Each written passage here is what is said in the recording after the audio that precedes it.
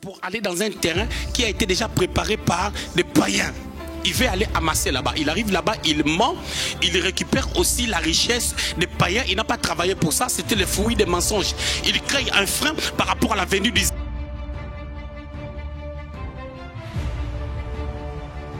parce que sa femme a été donnée comme femme de Pharaon, et quand on l'a pris pour femme, certainement il est parti intimement avec Pharaon, et la sémence de Pharaon a attaqué la sémence d'Isaac. Comme Isaac était innocent et qu'il n'avait rien fait, Dieu l'a retardé afin qu'Isaac ne puisse pas être connoté, parce qu'Isaac était la personne de Christ.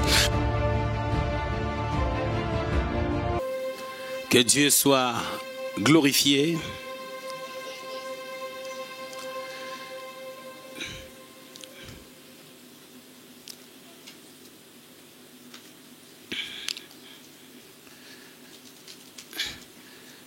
Nous allons prendre la parole de Dieu.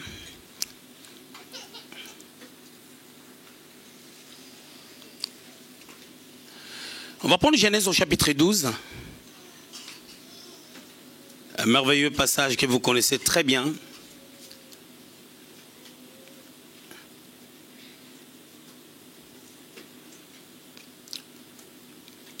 On va commencer notre lecture. Genèse 12.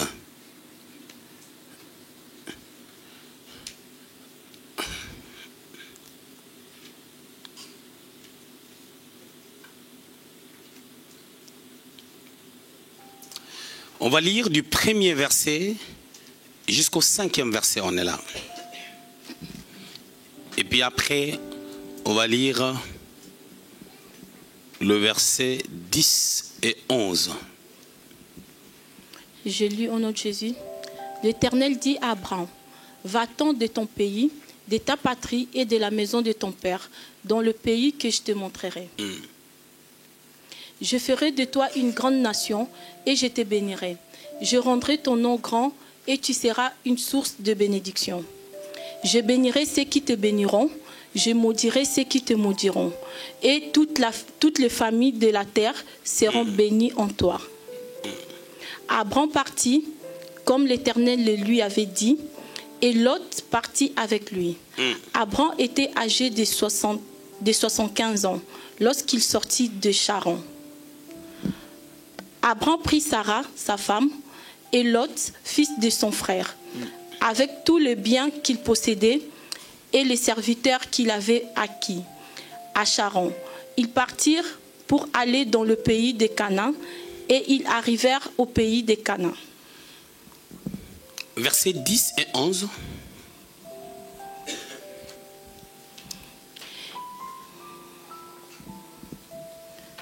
Il y eut une famine dans le pays, et Abraham descendit en Égypte pour y séjourner, car la famine était grande dans le pays. Comme il était prêt d'entrer en Égypte, il dit à Saraï, sa femme, « Voici, je sais que tu es une femme belle de figure. » Oui, on continue quand même le verset 12.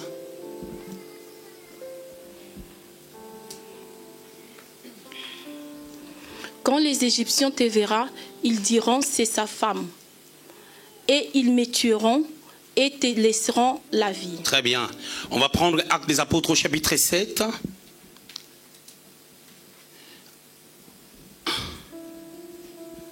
Actes des Apôtres au chapitre 7.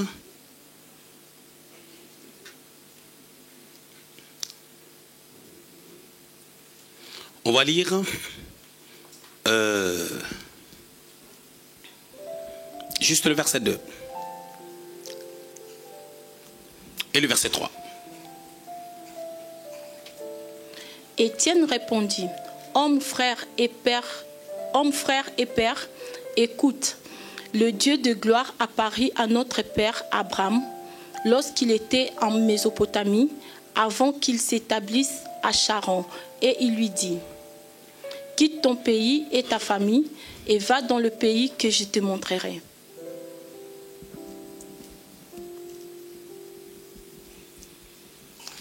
Très bien, que Dieu nous bénisse, amen. Voilà, c'est la parole de l'Éternel, vraiment Je vais prier. Seigneur, nous te rendons grâce pour cette parole merveilleuse. Nous voulons te dire merci parce que tu es glorieux. Parle à nos cœurs. Toi qui es fidèle, toi qui es glorieux. Toi qui es le Dieu des esprits des prophètes. Au nom de Jésus-Christ. Amen. Je voulais ce soir nous entretenir sur un deuxième grand point que j'ai intitulé les ennemis du prophétique. Nous avons un grand thème que j'avais intitulé le prophétique, l'accès au surnaturel. Pendant ma phase introductive, j'avais énuméré 7 choses concernant le prophétique et j'ai beaucoup plus parlé de l'esprit de la prophétie. Et parlant de l'esprit de la prophétie, vous allez remarquer que j'avais fait une différence entre l'esprit de la prophétie et les dons de la prophétie. Et parlant de l'esprit de la prophétie, j'ai parlé aussi du prophète, du sacrificateur et de la sagesse. Cela faisait partie des 7 points que j'avais énumérés, commençant par le tirage au sort, les songes et les visions, le discernement, la sagesse et l'intelligence, l'esprit de la prophétie, le prophète et le sacrificateur. C'est-à-dire c'était des canaux que Dieu pouvait utiliser pour communiquer avec des gens. Amen. On avait parlé de toutes ces choses-là lorsqu'on était en train d'introduire notre pensée pour faire comprendre aux gens que les prophétiques nous permettaient de pouvoir lire les cœurs de Dieu. C'est-à-dire, en d'autres termes, comprendre, connaître ce que Dieu veut faire ou ce que Dieu pense. Amen. Il est très important de comprendre les mouvements de Dieu. Ça nous permettrait de pouvoir aller de l'avant avec Dieu. On avait pris un exemple dans Marc au chapitre 5 avec la femme à la perte de sang. Cette femme avait souffert. La Bible déclare qu'elle a dépensé tout son argent chez le médecin pour trouver la solution. Une situation qui dure un maximum 5 jours pour les femmes. Mais pour elle, c'était pendant 365 jours multipliés par 12 mois, par 12 années, pardon. Et c'était énorme. Et je ne sais pas dans quel état elle s'est retrouvée, dans sa vie conjugale, dans sa vie de couple. Et non seulement cela, elle avait perdu tout son argent entre les mains de médecins afin de pouvoir trouver la solution, la guérison à sa maladie, mais elle n'en a pas trouvé. Je me souviens encore quand j'étais à Paris récemment, il y avait une femme qui témoignait, la vidéo est même en ligne, et j'ai prié pour sa maman qui ne marchait pas pendant 20 ans, qui était sur la chaise roulante. Et pendant que j'ai prié pour la maman, elle était derrière, l'onction l'a touchée. Elle ne voyait plus ses règles, elle a vu ses règles. Vous savez, des fois, on cherche une solution d'une manière ou d'une autre, mais on n'arrive pas à les trouver. Parce que Dieu veut que ça passe par lui. Il est la solution à tous nos problèmes. Il y a des problèmes qui sont naturels, qui doivent se régler naturellement, mais il y a d'autres problèmes qui ne sont pas naturels, qui sont au-delà du naturel. C'est-à-dire au-delà du naturel, c'est surnaturel. Il faut que ça soit réglé surnaturellement. Mais par contre, ce soir, je voulais commencer une série pour parler des ennemis de la destinée. Les ennemis, pardon, du prophétique, excusez-moi. Les ennemis du prophétique. Nous savons que le prophétique, c'est la capacité de pouvoir voir le cœur de Dieu. Et lorsqu'on voit le cœur de Dieu, on peut savoir là où on va. Et ce qu'on doit faire.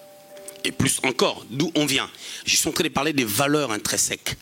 Des choses qui permettent aux chrétiens de pouvoir aller de l'avant avec Dieu.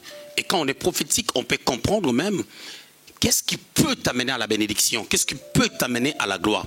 Comme cette femme qui a dépensé son argent, elle avait compris que la solution était entre les mains du Seigneur Jésus-Christ.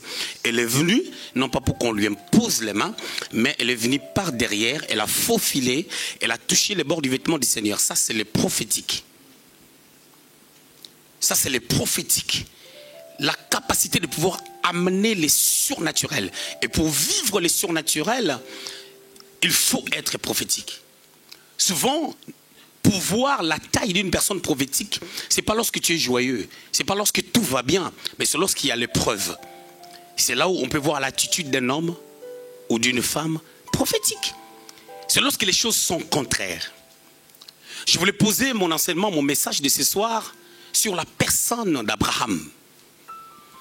Abraham, sur le plan typologique, est vraiment l'image d'une personne qui quitte un endroit pour aller dans un endroit qu'il n'a jamais connu avant. Comme toute personne qui était autrefois dans le monde, qui devient enfant de Dieu.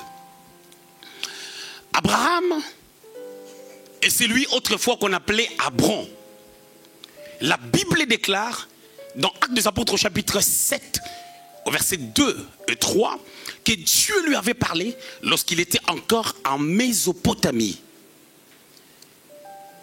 En Mésopotamie, Abraham habitait précisément en Ur, en Chaldée. C'est là où Dieu l'a appelé. Cet homme, selon Josué, chapitre 24, au verset 2, la Bible dit qu'avec sa famille, ils adoraient d'autres dieux. Ils n'adoraient pas les dieux que nous adorons. Lorsque j'avais parlé ici, j'avais enseigné sur la manière dont Dieu se révèle. Je vous avais dit comment est-ce que Dieu se révèle au fil des âges. Dieu ne se révèle pas à tout le monde de la même manière. C'est pour cela quand Dieu se présente devant Abraham dans Genèse au chapitre 14, il se présente comme le lion, le Dieu très haut. Il lui donne la révélation du Dieu très haut. C'est Melchisedec qui lui avait amené cette révélation. Mais quand Dieu rencontre Moïse, Moïse lui pose la question, quel est ton nom? Il lui donne un autre nom, comme s'il avait changé, comme si c'était une autre personne, mais c'est le même Dieu qui se révèle, c'est-à-dire qui permet qu'on puisse le comprendre, lire son cœur autrement.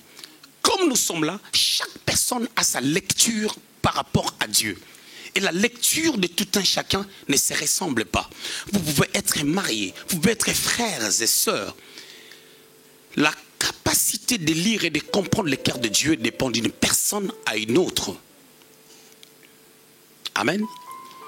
Dieu parle à Abraham. Nous avons une personne qui n'a pas un pasteur au devant de lui, qui n'a pas quelqu'un qui peut le faire comprendre comment on écoute la voix de Dieu, comment on entend la voix de Dieu. Bien aimé, Dieu peut paraître des fois dans sa grâce sévère envers nous parce que nous avons des personnes qui peuvent nous faire lire le cœur de Dieu. Nous avons des personnes qui peuvent nous faire comprendre des choses de Dieu.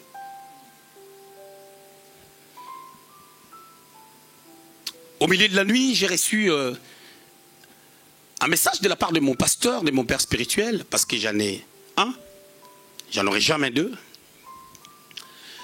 qui m'a dit: mon fils, en ces temps, nous devons être prudents, parce qu'il y a des personnes qui veulent du mal de nous.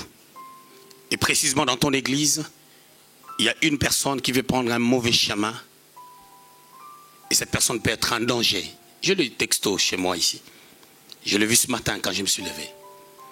Je lui ai dit: merci papa, message reçu. Message bien reçu même, j'avais répondu.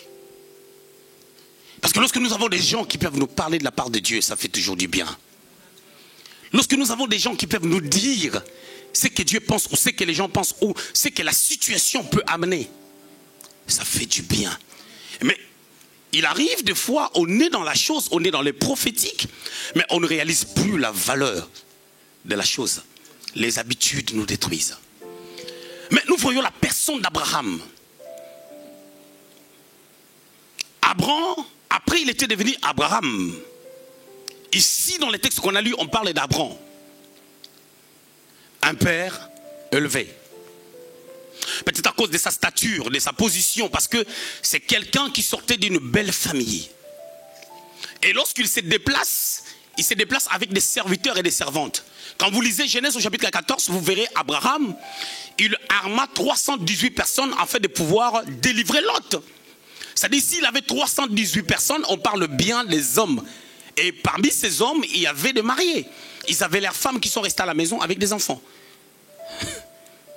Donc c'est un chef de clan, un prophète de Dieu, un chef de clan, un grand leader, comme un président, comme un roi, comme un grand dirigeant. Qui à l'appel, il a des personnes tout autour de lui, mais il souffre d'une maladie où il n'a pas d'enfant. Quand Dieu les parle, Dieu les dit de quitter son pays, de quitter sa patrie. Comment Abraham a entendu la voix de Dieu? Parce qu'il n'avait personne pour pour les communiquer, le prophétique. Et on a étudié comment est-ce que Dieu peut nous parler. Mais on a dit qu'il y a le prophète qui peut nous parler. On peut dire qu'il y a quelqu'un qui a un don de la prophétie qui peut nous prophétiser. On peut dire aussi que les songes et les visions peuvent nous annoncer des choses. On peut dire aussi qu'au travers du sacrificateur, on peut comprendre ce que Dieu veut. Mais Abraham n'avait pas de pasteur. Comment il a pu entendre la voix de Dieu? C'est là où je nous amène à comprendre que les convictions peuvent être prophétiques et elles peuvent être sataniques. Et troisièmement, les convictions peuvent être naturelles. Il n'y a ni Dieu, il n'y a ni les diables, mais c'est naturel, c'est lié à notre personne, notre façon de faire des choses. Et tout ce qui est naturel, lorsque ça ne t'influence pas à la spiritualité, automatiquement c'est les diables qui prennent l'ascendance sur toi. Et cet homme, Abraham, il écoute la voix de Dieu. Comment? Personne ne sait. Dans les choses de Dieu, toutes les personnes qui sont sauvées dans ce monde entier, Dieu ne s'est pas révélé à eux de la même manière. Il y a des gens qui ont vu des représentations de Dieu. Il y a des gens que Dieu a visités d'une manière particulière. Tu es dans ta chambre, la porte s'ouvre et Dieu te visite comme moi. J'ai vu Jésus-Christ en face de moi. C'est-à-dire que mes convictions par rapport à Dieu sont assez particulières parce que celui que je prêche, ce n'est pas celui que j'ai entendu seulement. Ce que j'ai entendu, celui que j'avais entendu était devenu réel à un moment donné dans ma vie à cause de sa visitation, de sa présence dans ma présence.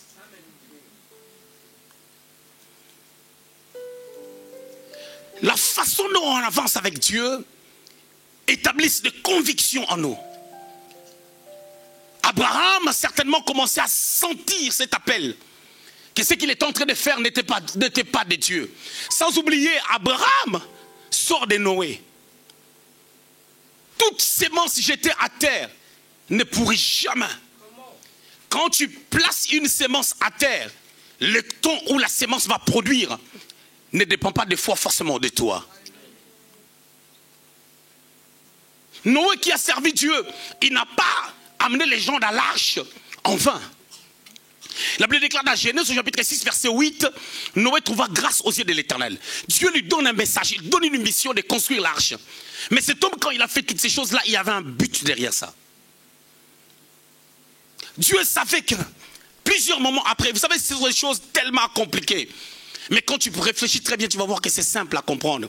Même la terre de Canaan qu'Israël a possédée, ces gens-là étaient des descendants de l'enfant qui a été maudit. Et ça a mis du temps pour qu'ils puissent perdre leurs richesses juste à cause d'une malédiction qui était sur eux.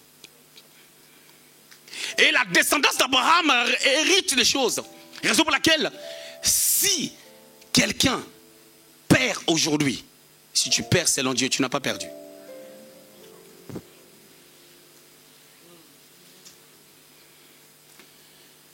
Mais Abraham, c'est comme une sémence de Noé. C'est comme une sémence d'obéissance de Noé.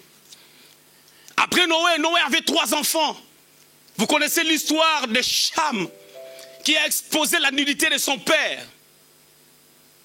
Et vous connaissez la malédiction qui a été prononcée sur Canaan, son enfant. Je vous avais dit que la malédiction n'a pas pris Cham.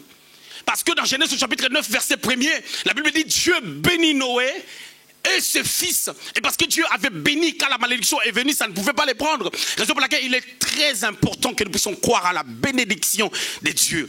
Et si les hommes veulent nous maudire, ça ne marchera pas. Même un grand sorcier, ça ne marchera pas. À moins que toi-même tu crois à ces choses. Et que tu ouvres des portes à l'ennemi. Sem qui était bien, qui avait reçu la bénédiction, qui commençait à adorer Dieu. À un moment donné, la puissance de l'ennemi avec Nimrod était forte. Ça a amené tout le monde à pouvoir suivre Nimrod. C'est par ces vents-là que même Abraham, plusieurs années après, plusieurs siècles après, a commencé à adorer d'autres dieux avec ses parents. C'est là où Dieu l'appelle. Dieu n'appelle pas n'importe qui. Mais quand Dieu t'appelle, tu dois comprendre comment Dieu est en train de m'appeler. C'est là où maintenant, je suis en train de parler du prophétique dans la vie d'Abraham. Et comment est-ce qu'Abraham lui-même, il a été ennemi de sa propre personne. Dieu l'appelle. Quand Dieu t'appelle, s'il t'a appelé authentiquement, il te donnera une parole.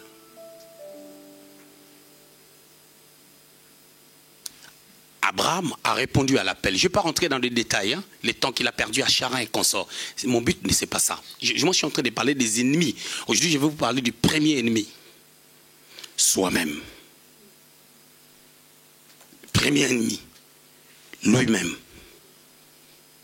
Donc aujourd'hui, tu vas te regarder, tu peux te dire, le premier ennemi, je cherche à gauche et à droite, c'est moi-même. Quand Dieu l'appelle, comme d'habitude, quand Dieu appelle quelqu'un, il lui donne un message.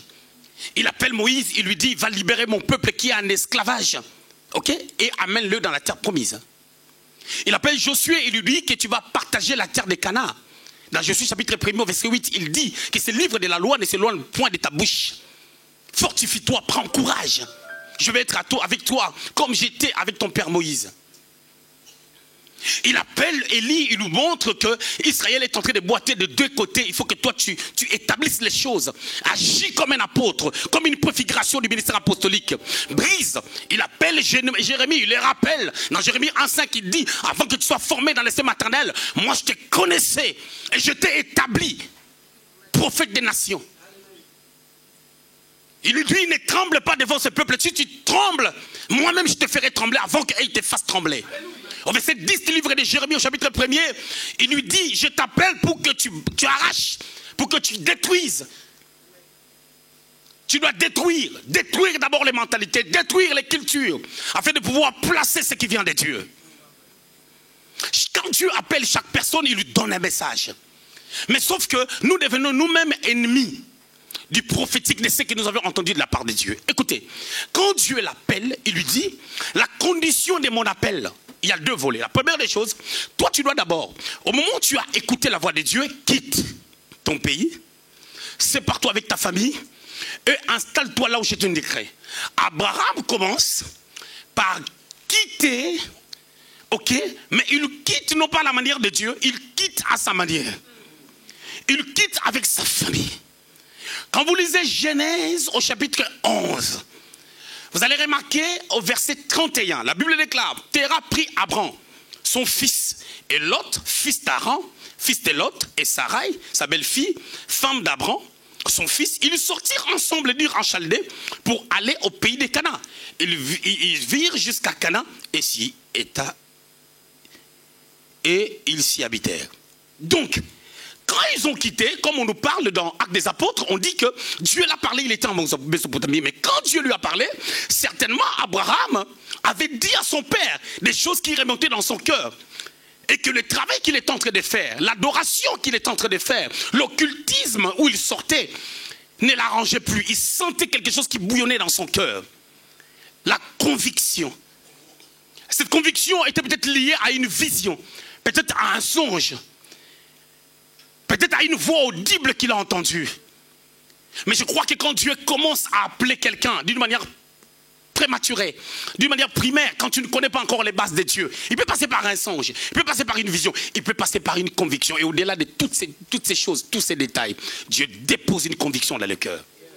Et quand Dieu dépose une conviction dans le cœur, automatiquement ça sent comme si tu es dans la folie. Comme si ce que tu comprends, les gens ne le comprennent pas. Dans Matthieu chapitre 16, Jésus-Christ est en train d'expliquer aux disciples comment est-ce qu'il doit souffrir entre les mains des hommes et qu'il doit aller à la croix. Mais Pierre a dit, plaise à Dieu que cela ne t'arrive pas. Le Seigneur comprenant cette réalité, il a compris que le diable veut mettre un fondement, non seulement dans les cœurs de Pierre, mais aussi dans les cœurs des autres. Il dit, arrière de moi Satan. Il le réprimande, il brise ce qui voulait remonter dans son cœur parce qu'il pouvait transmettre ça aux autres. Ça allait créer un frein par rapport au travail que Jésus est en train de faire. Bien-aimés dans le Seigneur, quand nous sommes à l'église, il faut faire attention à ce que tu peux dire à quelqu'un. Fais attention à ce que tu peux dire à l'autre. Cette âme-là appartient à Dieu. Tu ne sais pas quel est le prix que Jésus-Christ a payé à la croix. Quand tu parles des choses qui peuvent détruire la vie de quelqu'un, ces âmes appartiennent au Seigneur. Tu ne sais pas la valeur d'une âme. Jésus a payé un grand prix que moi et toi, nous ne saurons pas payer pour le salut des âmes. Et quand tu ne comprends pas quelque chose, c'est mieux même que tu t'éteises ou que tu poses toi-même la question. Quand tu en parles à quelqu'un, si ça peut être une sémence. Jésus regarde Pierre qui dit plaise à Dieu que cela ne t'arrive pas. Jésus a compris que Pierre peut dire ça aux autres. Et les autres, quand ils ne vont pas commencer à comprendre la vision, ils vont dire que cet homme nous enseigne et à un moment donné, il va disparaître. À quoi bon de le suivre? À quoi bon de tout abandonner? La vision allait connaître un frein, il réprimande Pierre. Faites très attention au groupuscule des gens. 3, 4, 5, 6 en train de papoter sur l'église. C'est ça la danse d'aujourd'hui. Nous avons un groupe de gens qui restent dans des maisons parce que ce sont des rebelles dans des églises. Il y a beaucoup de personnes qui aiment des prédications où on critique des pasteurs. C'est une sémence. Nous les pasteurs, nous pouvons être porteurs des sémences aussi. Mauvaise ou bonne. Parce que toutes les prédications qui critiquent les pasteurs sont en train de s'aimer une mauvaise chose dans les cœurs des gens. Un esprit sceptique. Des Chroniques 20, 20. Confiez-vous à l'Éternel, vous serez affermis. Confiez-vous à mes serviteurs, les prophètes, vous réussirez. Écoutez, un serviteur de Dieu, un prophète n'est pas un Dieu. Mais quand c'est un bon serviteur, quand c'est un bon prophète, Dieu lui donne les mandats. Quand c'est un vrai prophète, Dieu lui donne les mandats de ta bénédiction. C'est comme ça, je ne sais pas pourquoi Dieu a fait des choses ainsi, mais c'est comme ça. Mais c'est facile. Si on me donne une seringue, je peux me piquer. Mais il y a des gens qui sont faits pour ça. Et ils le font bien. On peut dire c'est facile, je peux le faire. Mais si tu ne sais pas, tu le fais. Et quand quelque chose de mal arrive, qu'est-ce que tu dois faire en retour maintenant pour réparer la chose? C'est là où les problèmes commencent. Le problème, ce n'est pas de faire une église. Le problème, ce n'est pas d'être le fait d'être la femme du pasteur. Ce n'est pas le problème d'être un pasteur. Le problème est que lorsque l'église va traverser des zones de turbulence, lorsque les problèmes vont arriver, lorsque, c'est là où maintenant on saura les bagages que tu as. C'est là où on saura la maturité que tu peux avoir. Oui, parce que les épreuves viennent. L'église est appelée à naître et à connaître quasiment la mort. Mais ça ne peut pas connaître la vraie mort. Pourquoi? Parce que Jésus avait dit que les portes de séjour des morts ne proviendront point devant l'église. C'est là où l'église connaît la résurrection. Mais il arrive des fois, l'église meurt, ça meurt vraiment.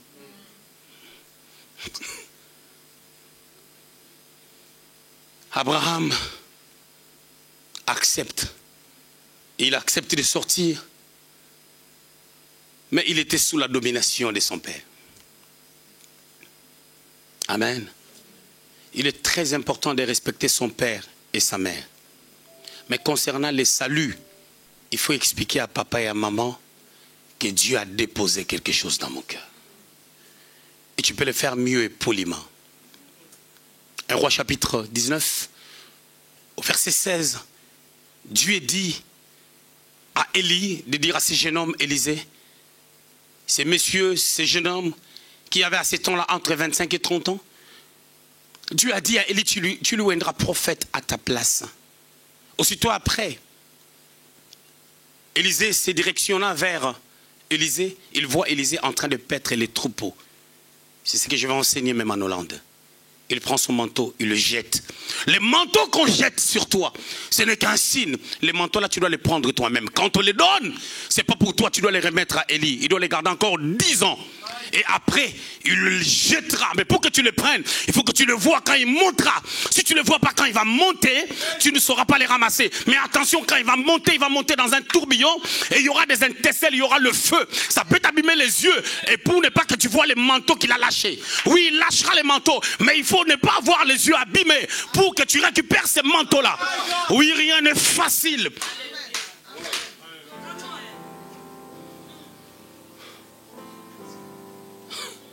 Oui. Rien n'est facile. Tout ce qui est vrai, tout ce qui amène un témoignage, ça ne se passe pas dans la facilité, mais dans la compréhension prophétique. Je ne parle pas encore de l'ennemi là, que j'ai dit c'est moi, c'est toi. Oui, il peut arriver des fois, tu as été l'ami de ta destinée, mais il y a des moments où tu deviens l'ennemi du prophétique, afin que tu détruises ta destinée. Abraham commence d'abord, premier ennemi, c'est moi.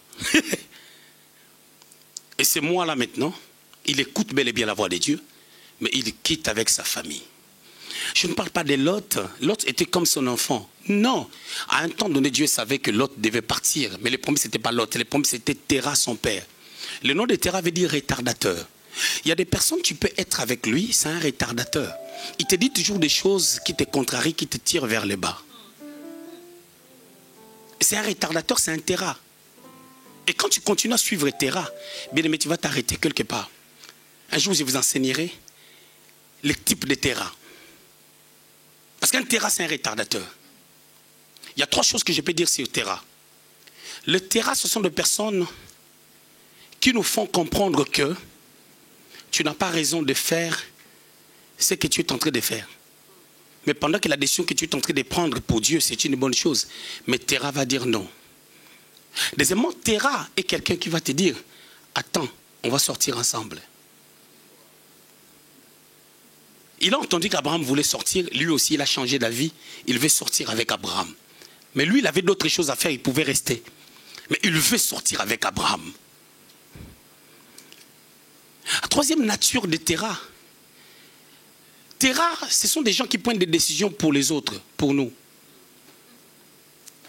La Bible déclare dans Genèse 11, 31, Terah s'est levé. La Bible dit Terah prit Abraham son fils, sa femme, Lot.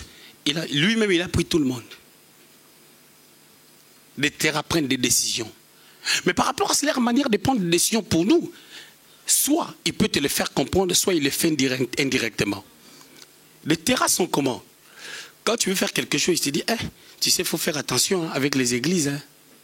Il veut prendre une décision, il veut te transmettre une pensée. Mais il sait comment il va embellir ça. Et tout ça dans le but de pouvoir retarder ta marche avec Dieu. Parce que toi, tu pars quelque part, tu dois aller quelque part. La quatrième réalité concernant de Terah, quand vous allez arriver à Charan, Terah, il a tellement de possibilités de créer des choses. Il va créer une circonstance qui va t'amener à pouvoir perdre le temps à Charan. Et Abraham, qui avait quitté entre 35 et 40 ans, il a quitté la Mésopotamie, il a perdu le temps jusqu'à 75 ans à cause de la mort de Dieu. Parce que Dieu a permis la mort de Terah pour qu'Abraham puisse sortir. Et la mort de Terah, c'était comme la mort d'Étienne. Étienne qui est mort, Acte chapitre 7, il y a eu une grande persécution. Acte chapitre 8, les disciples se sont dispersés pour aller prêcher dans la Samarie, dans la Judée et jusqu'aux extrémités de la terre, selon ce que le Seigneur avait dit dans Actes des apôtres au chapitre 1er. Que vous recevrez une puissance, vous serez mes témoins à Jérusalem d'abord, dans toute la Judée, dans la Samarie, jusqu'aux extrémités de la terre. Et dans Matthieu 28, 19, il a dit, allez faites de toutes les nations les disciples. Pour que ça s'accomplisse, Étienne devait mourir. Afin qu'il y ait persécution. Et Terah, quand il est mort, Abraham a regardé. Mais comment Abraham peut sortir que quand Terah est mort? Parce que Terah pesait. Abraham était déjà l'ennemi de sa destinée déjà. L'ennemi du prophétique, de ce qu'il avait entendu. Ce qu'il avait entendu de la part de Dieu. Tu peux entendre les choses de la part de Dieu. Tu le mets en pratique, mais tu le mets mal. Ça, c'est la première des choses.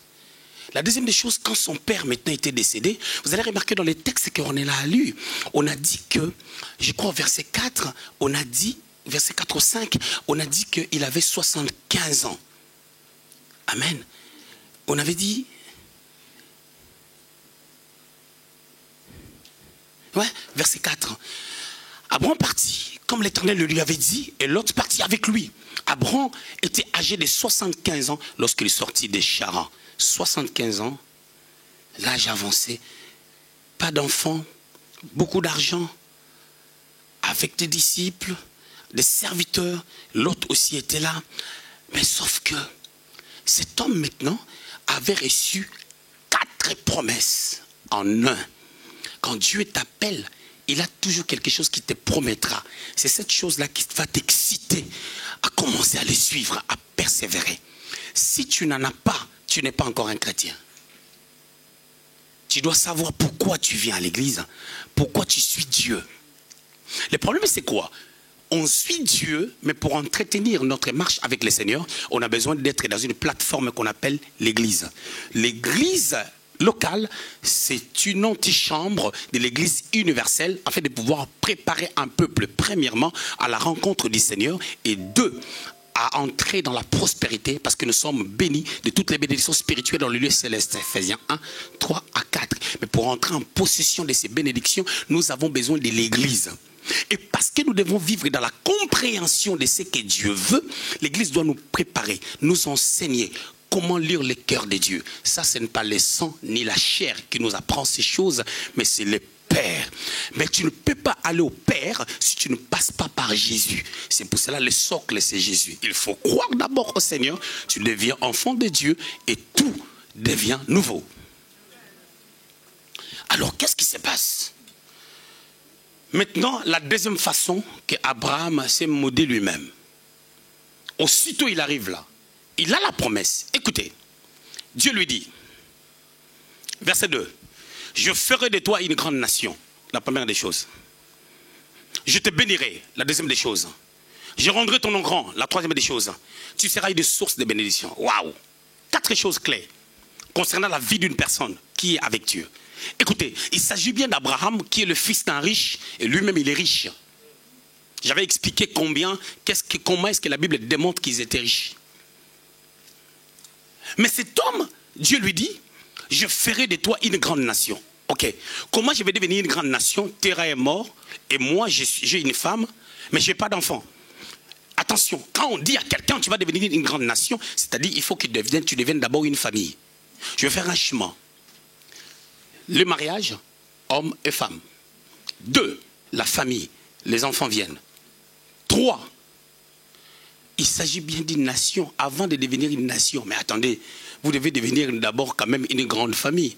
Après être une grande famille, devenez quand même une ville avant de devenir une nation. Et ces étapes-là dépendaient de l'enfant qui devait venir. Mais pour comprendre que tu deviendras une grande nation, il faut comprendre comment est-ce que Dieu va peupler sa famille et Dieu va bénir sa famille. Et quand tu ne le comprends pas, automatiquement, tu n'es pas dans la zone prophétique. J'enseigne. La deuxième des choses, je te bénirai.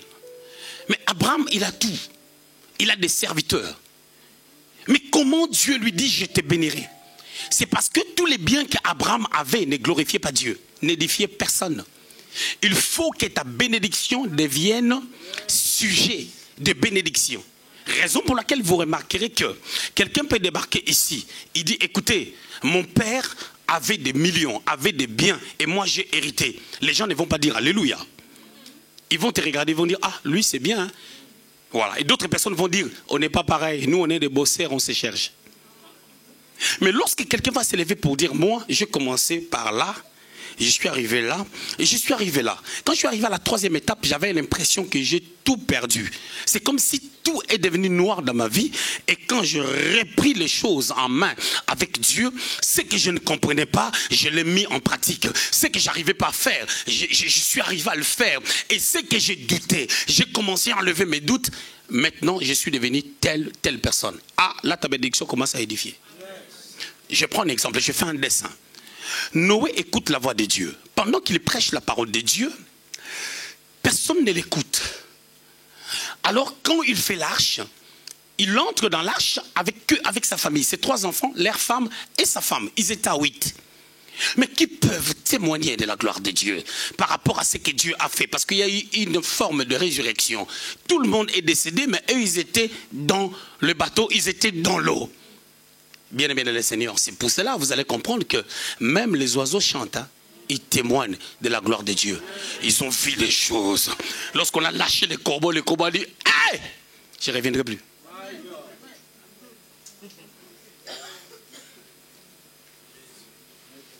Le corbeau est parti témoigner.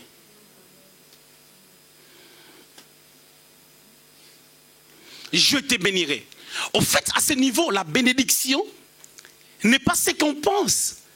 La bénédiction, ce n'est pas l'argent parce qu'ils avaient tout. Mais ça ne d'édifiait personne. Mais Dieu avait voulu faire en sorte que la vie d'Abraham puisse m'édifier, puisse t'édifier. C'est ça la bénédiction. Ça devait passer par un parcours. Il dit, je te bénirai, mais quand je marcherai avec toi. C'est pour cela, bien aimé, quand Dieu te dit prophétiquement que Nadège, je vais faire telle chose dans ta vie. Eric, je vais faire telle chose dans ta vie. Vous devez comprendre une chose. Hein? Quand Dieu dit comme ça, il faut une histoire maintenant. En fait que par cette histoire-là, que vous puissiez être édifiés. Et quand il n'y a pas d'histoire, comment tu vas édifier les gens? J'avais mon mari, il a laissé les biens, mon mari est décédé, j'ai hérité. Alléluia! Ça n'impacte pas. Amen. C'est ça, une personne comme évangéliste Lauriane, Dieu doit le bénir maintenant pour qu'elle s'élève. Elle ne va pas rester sur les témoignages de sa santé, les témoignages de ses enfants. Non, il faut qu'elle s'élève pour dire que, écoutez, regarde ce que Dieu a fait dans ma vie, parce que dans mon parcours, pour Dieu, je fais ça, j'étais dans la maison de Dieu. Des fois, j'ai regardé ma vie, je me dis, c'est comme si je n'ai plus rien à faire à part Dieu. C'est comme ça que Dieu travaille. Je te bénirai.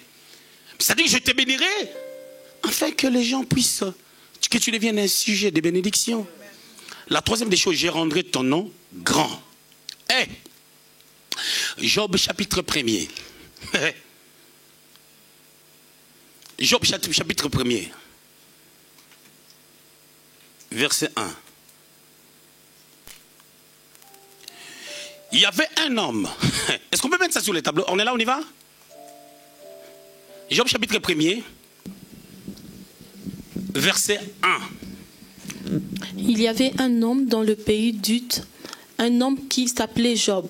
Et cet homme était intègre et droit. Il craignait Dieu et s'est détourné du mal. On continue? Il lui naquit 7 fils et 3 filles. Il possédait 7000 brebis, 3000 chameaux, 500 paires de bœufs, 500 ânesses et une très grande nombre de serviteurs. Et cet homme était le plus éminent de tous les fils de l'Orient. Amen. Écoutez, il y a 3 choses. On me dit, il reste 10 minutes. Il y a 3 choses. La première des choses, on dit qu'il y avait un homme dans le pays d'Uth, information, Job a vécu dans la même période à peu près qu'Abraham. En Orient les deux, mais pas dans la même ville, pas dans le même pays, mais dans le même coin, dans des temps différents. Qu'est-ce que je dis, pardon? À la même période, excusez-moi, à la même période, mais dans des endroits différents, excusez-moi. On est en train de dire que Job, il était intègre et droit. On ne va pas rentrer là-dedans. Il craignait Dieu. Il s'est détourné du mal. On commence à citer le nombre de ses biens. Tu as déjà vu quelqu'un qui a 7 000 euros sur les comptes, on cite le nombre de ses biens? Mais quand on fait la nomenclature des millionnaires, tout le monde les connaît. Un jour, je suis rentré sur Internet pour regarder les hommes les plus riches du monde. Une fois, j'ai regardé les salaires de tous les présidents du monde entier. Waouh!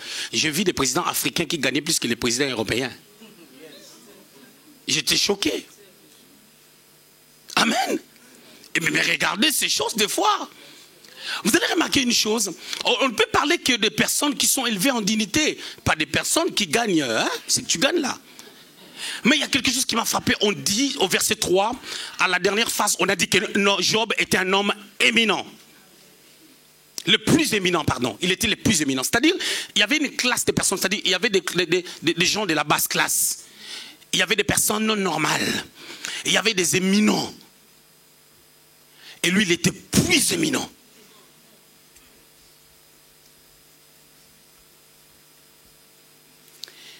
Mais comment est-ce que quelqu'un comme Abraham, quand on dit une personne est éminent, sa dimension, sa vie est rattachée à des biens qu'il possède, à la famille où il sort, et plus encore à des études faites dans certains cas. Tu ne verras pas quelqu'un comme quelqu'un qui devient président de la République en France, il est sorti d'une école là qui est au coin de la rue à Aulnay-sous-Bois. Amen. Alors cet homme qui a un tel impact, comment est-ce que vous pouvez remarquer que Dieu l'a dit que je rendrai ton nom grand? Parce qu'Abraham, il était déjà grand.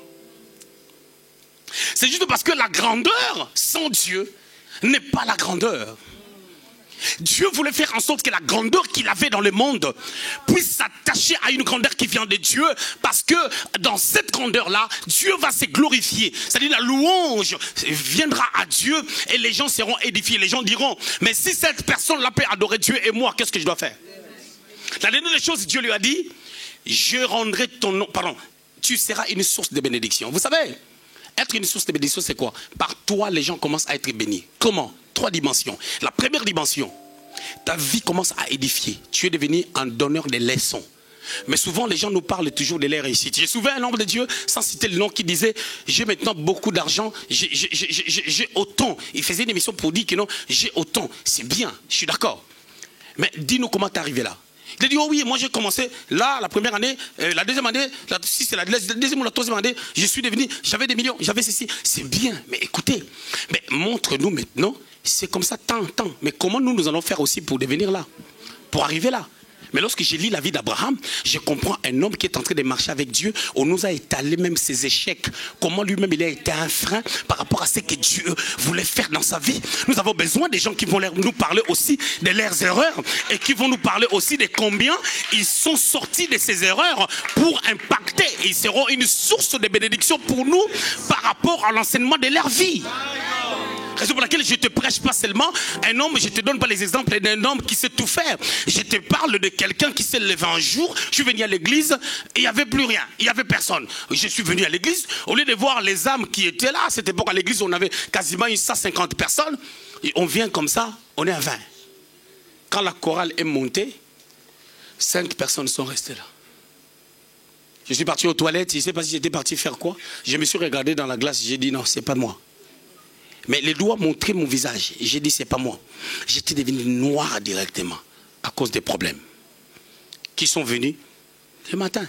J'ai commencé à téléphoner le fidèle. Oh, mais c'est comme si je viens à l'église. Elle n'est pas là. Lui, il n'est pas là. Elle n'est pas là. Ça va me tiquer. Je vais prendre mon téléphone pour appeler. L'évangéliste et l'oreille n'est pas là. Je l'appelle et elle répond pas. C'est un exemple. C'est comme si je l'appelle et elle ne répond pas. Je l'appelle et elle ne répond pas. Il y a des personnes, vous savez, quand ils ne sont pas là, je dis, il y a quelque chose qui ne va pas. Tu appelles tous ces gens-là, une vingtaine de personnes, ils ne répondaient pas. D'autres, les téléphones étaient fermés. J'ai dit, il y a un problème. Amen. C'est-à-dire, il faut que je dise, mais quand je suis venu au Luxembourg, je sais ce que Dieu m'a dit, comment je dois travailler, qui doit être différent du travail que je fais à Paris. Nous échouons beaucoup parce que nous ne tirons pas de leçons. Bien aimé, on peut changer de lieu, mais en changeant de lieu, on n'a pas changé de mentalité. Ça fait que le lieu va te suivre.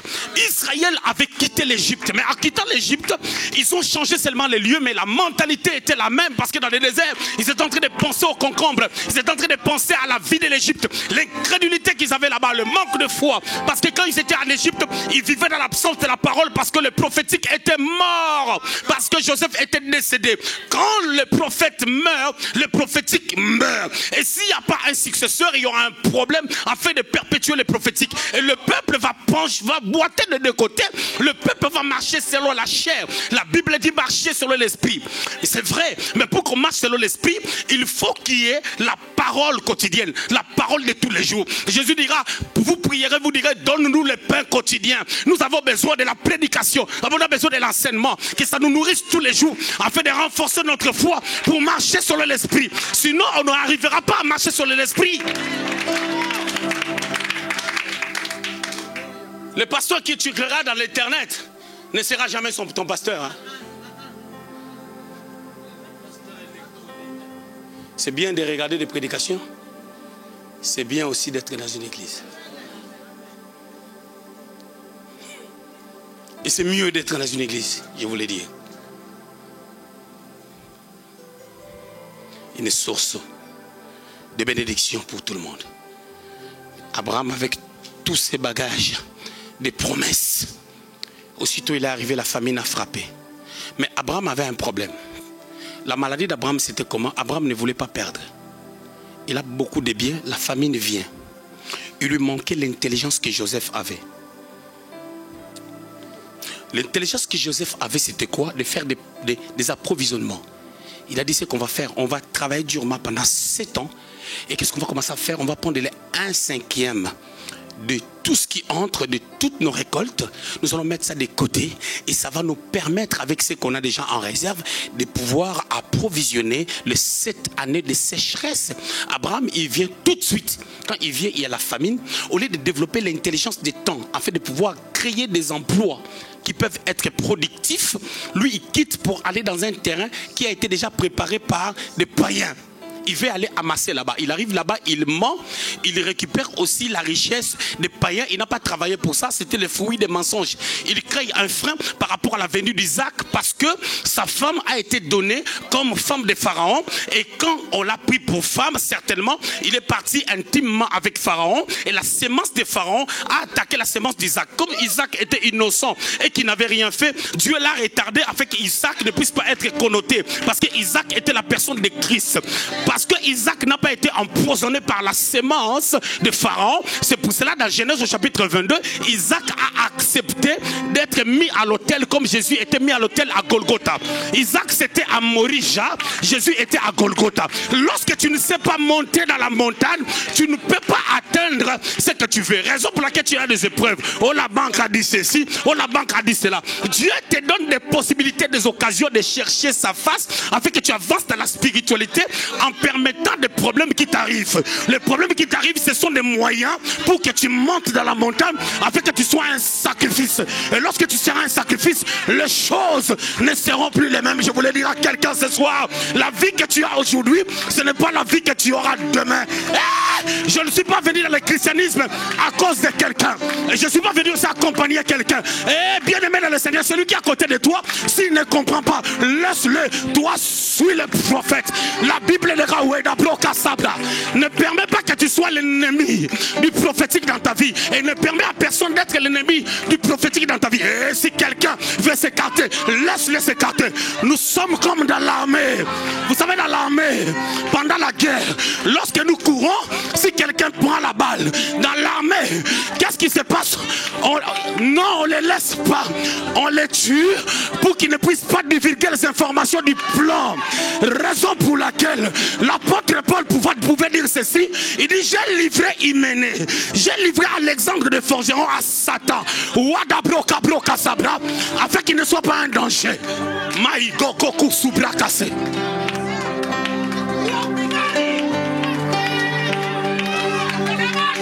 Ennemi. Ne sois pas ennemi du prophétique dans ta vie. Tu as la promesse de la part de Dieu, mais toi-même tu es un ennemi. Bien aimé, tu peux être avec quelqu'un qui t'amène à se détruire. Si toi tu laisses la place, il devient ton ennemi. Tu peux être dans un groupe de gens, vous mangez une bonne nourriture, mais vous parlez que des gens. Vous parlez que des gens. Vous parlez que des gens. Chacune des personnes devient ennemi du prophétique dans sa vie et automatiquement de sa destinée. Moi je suis venu pour Dieu. Nous sommes là pour Dieu. Peut-être que tu as quitté l'Allemagne. Peut-être que tu étais un ancien parisien comme moi. Peut-être que tu viens de la France. Peut-être que tu viens de la Belgique comme Floyd. Qu'est-ce que tu es venu faire ici? C'est par là que je finis.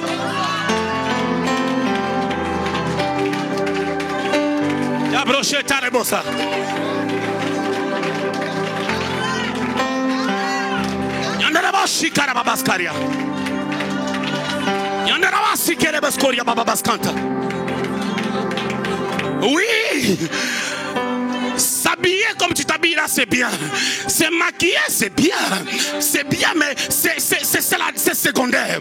La priorité, ce n'est pas de chercher les vêtements que tu mettras le dimanche. Ce n'est pas de penser à ce que tu vas mettre le dimanche. Mais la priorité, c'est de savoir où tu vas et comment tu construis ta vie tous les jours.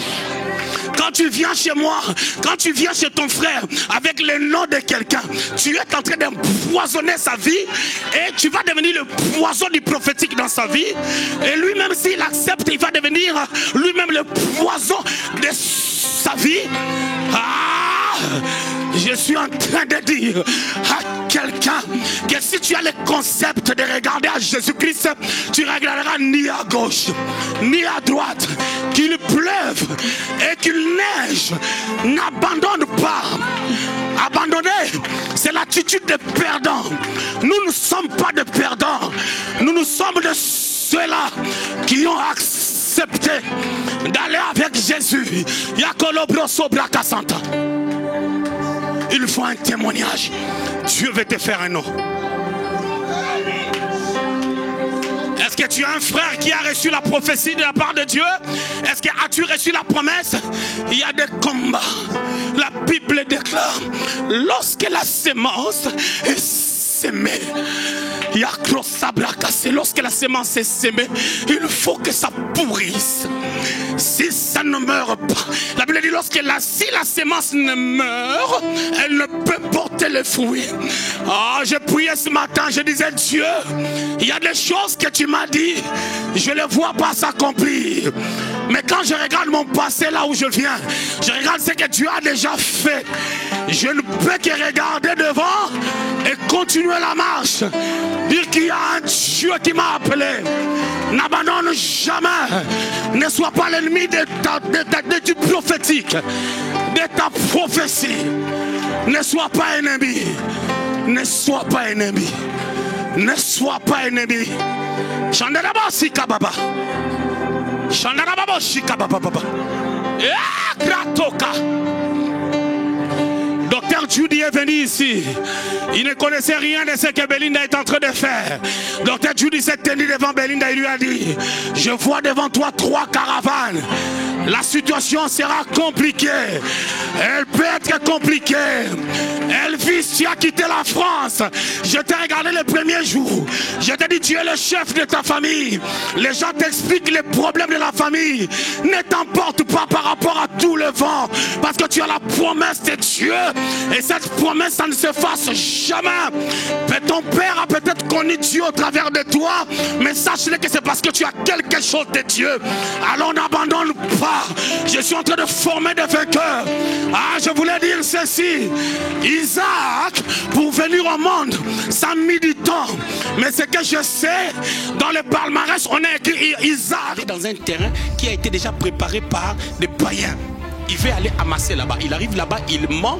Il récupère aussi la richesse des païens. Il n'a pas travaillé pour ça. C'était le fruit des mensonges. Il crée un frein par rapport à la venue d'Isaac.